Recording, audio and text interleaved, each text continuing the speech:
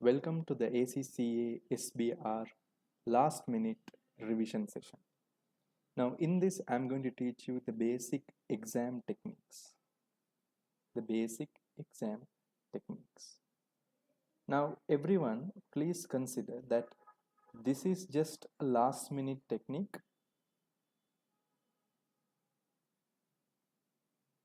which will be a guidance to pass.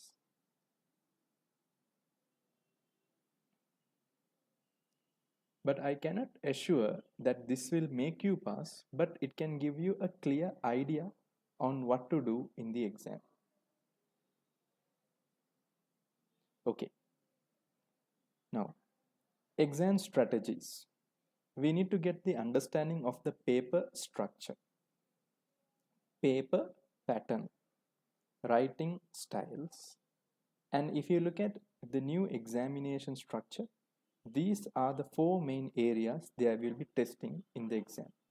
And also time management, where we will be seeing how to improve the speed and efficiency. Paper structure. Question 1 will be having consolidation and financial instruments, which will be usually 20 marks for consolidation, and financial instrument mostly 10 marks, the maximum. Sometimes it can vary to 8 marks and sometimes this can be to 22 marks, but this is the deviation. But you should keep in mind you will be getting more marks for explanation. You'll be getting more marks for explanation rather than calculation, which I'll be explaining it later. And one more thing, you will be never required, again I'm repeating, you'll be never required to prepare a full consolidated financial statement. A full consolidated financial statement. Just keep that in mind. Then the next thing is the bonus area. I usually say this is the bonus area of 20 marks, which is accounting issues and ethical issues. Then the accounting standards and performance management in question number 4. And performance measurement is usually the ratios and other techniques to evaluate the performance. Other techniques to evaluate the performance. Just keep that in mind. Question 1, consolidation. Part A. In most of the cases, they will be asking you to calculate a goodwill calculation and there needs to be an explanation. And most of the cases, there will be contingent consideration ignored by the preparer. In other words, it can be a finance director in the case study where he would have ignored the contingent consideration, or sometimes there will be an issue on NCI valuation or fair value valuation. These are the basic techniques that you need to keep in mind. However, for calculations, they don't give enough marks. Maximum they give for calculation is 3 marks. Maximum they give for calculation is 3 marks, and mostly it is for explanation.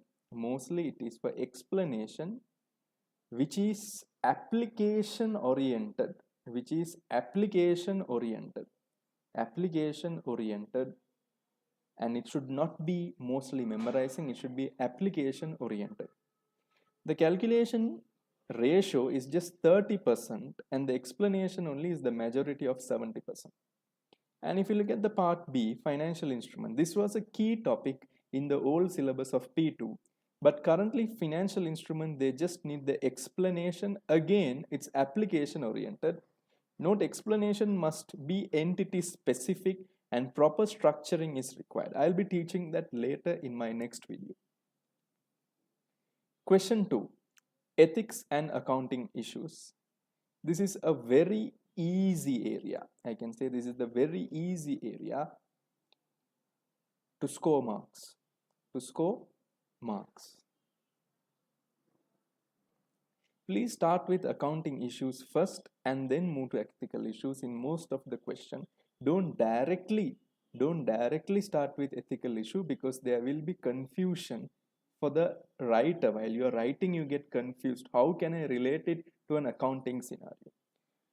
The structure the answer clearly, it's very important, and mention the accounting implication and impact to the shareholders. Example, I can give you an example. Suppose if depreciation is ignored, most of the students say the solution. They say you should record depreciation once again. But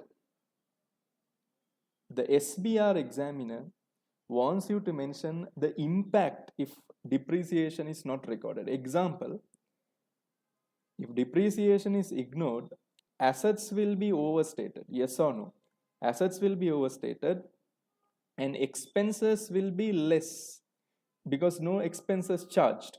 If expenses are less, what will happen is the profit will be going up. If the profit is going up, then the EPS will also go up. So when the EPS is going up, what happens is there will be false prediction. So as a result, what will happen? Many investors may invest in a wrong decision. So keep that in mind, that while you are explaining more than the theoretical knowledge, you should be more specific towards the implication. Question number 3. Please always remember the conceptual framework, which is very crucial. I think this is a F3 topic that you should keep in mind. And then in F7 also it may repeated. And now it's coming back in the SBR examination also. So just be careful, and also please remember the current issue and exposure draft, because every standard is having a problem because there are loopholes. So that is the current issue, and exposure drafts are suggestions that is given in the future what will happen for these standards. Specifically, you can relate to IFRS 16 lease, IFRS 15, which is the revenue contracts. Most of them have a current issue, because most of the accounts are judgment oriented. Please understand the case properly. This is very important, and please identify the hidden standards in the case without writing generic answers like P2 examination. Don't write general answer. Please be case oriented. Integrated reporting may have an influence in SBR because it's mostly on strategy. So students, please remember integrated reporting before you go to the exam. I'm telling you, integrated reporting, non-financial reporting, alternative performance measures, framework are the key areas now to focus on in the SBR paper. But if you look at the previous P2 paper, it was mostly on the standards which needs to be memorized compared with now. Now it's easier, but mostly strategy oriented. Question number 4. Performance measures such as EBIT. EBIT means earnings before interest and tax. And EBITDA, again, earnings before interest and tax, and two things, depreciation and amortization is also coming here. Free cash flows can be examined, and you need to work out a cash flow extract. Remember this, students, this is just an extract, not the IAS 7 presentation. It's the extract where you need to show the correction. Issues on performance measures may come, so anyway, please be careful with this, and I'm suggesting you please revise this area. Strategy for the exam. Please practice the following papers before you go to the exam. The specimen paper 1, the specimen paper 2, September 2018 paper. Please practice it at least 1 out of 3 in a real exam condition. A real exam condition where you have 3 hours and 15 minutes of active time without taking a break. Active time without taking a break. Please do this. It's very crucial. The paper patterns strategy. Listen carefully. The specimen paper 1 had goodwill calculation. Specimen paper 2 had goodwill calculation. And September 2018 also had goodwill calculation. So instead of asking you to prepare the entire statement, they will be asking you to do a calculation on the revision, but it's very important you need to explain. You need to explain, where I will be explaining in my next video on how to explain answers for consolidation and for ethics. But just keep in mind you need to explain rather than calculate. So for high chances are there you can score more marks in this section provided that you are familiar with these things. And even there were disposal scenarios and also disposal and associate. So this time there is high chances joint arrangement can come inside. In other words, for joint operations, you have something called a calculation where we need to do dismantling cost everything. The SFP extracts may be tested. So please keep that in mind, joint arrangement. And also acquisition can come in chances. Acquisition, high chances are there. And forex, the foreign currency translation. In other words, the gain or loss on goodwill translation, the gain or loss on net asset translation, the translation reserve calculation. I'll just write here translation. Just refer this before you go to the examination. And also there is high chances a cash flow statement also can be tested, but please be careful, they may be asking you the calculation on goodwill impairment for cash flow calculation, or sometimes they may be asking you a calculation where you need to be explaining the property, plant and equipment acquisition and purchases using the extracts. So please be careful with this. So these are the areas that can be coming, and please practice the question 1 and read the answer, rewrite the answer of the examiner, get used to that.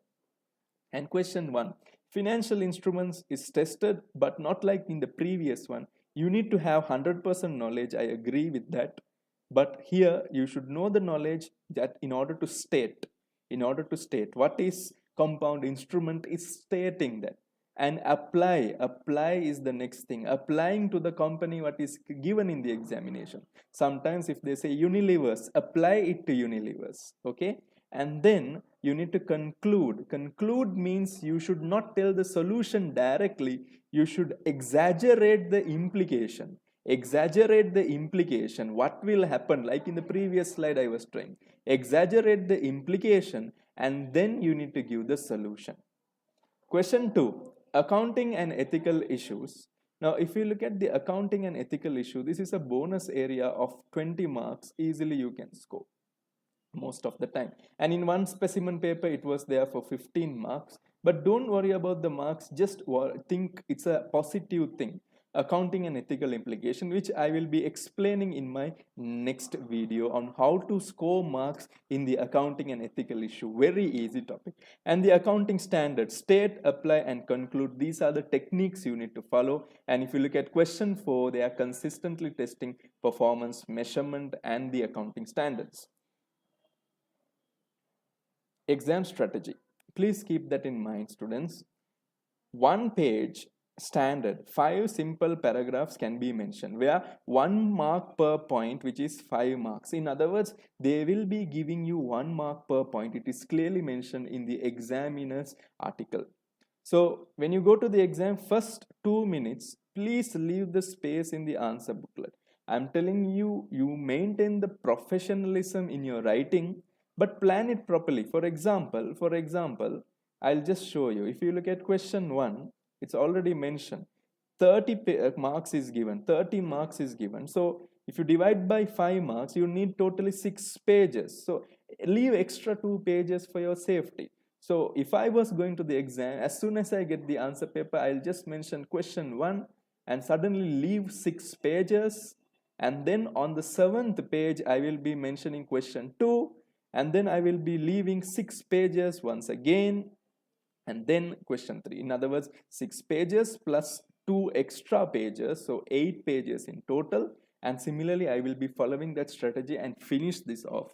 Because most of the students have a problem, that is during the end time, They may be asking for the extra answer booklet where they need to fill it also. So I'm telling you, you get the extra answer booklet now itself by having an estimation. So at the last moment, it will become very easy when you're doing the examination. Time management, this is the Indian standard time. If you look at the duration is 3 hours and 15 minutes. Now what I'm telling to the students is when you go to the examination, if it is starting at 2:30, I'm assuming it's the Indian time, at 2:32 p.m. Remember, at 2:32 p.m. Take 2 minutes, allocate the paper space for each question, and also get the extra booklet and keep it with you. The pressure is very less. Just 2 minutes, and just fill your contact ID in the second one, the basic information.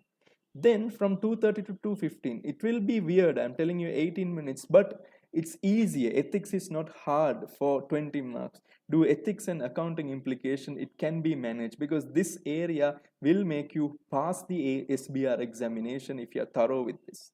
And then from 2:50 to 3:30, take 40 minutes, do question number 3. I think you would have practiced so many standards. They will have an implication, an impact. You should explain that properly in paragraph structure. You can definitely complete it.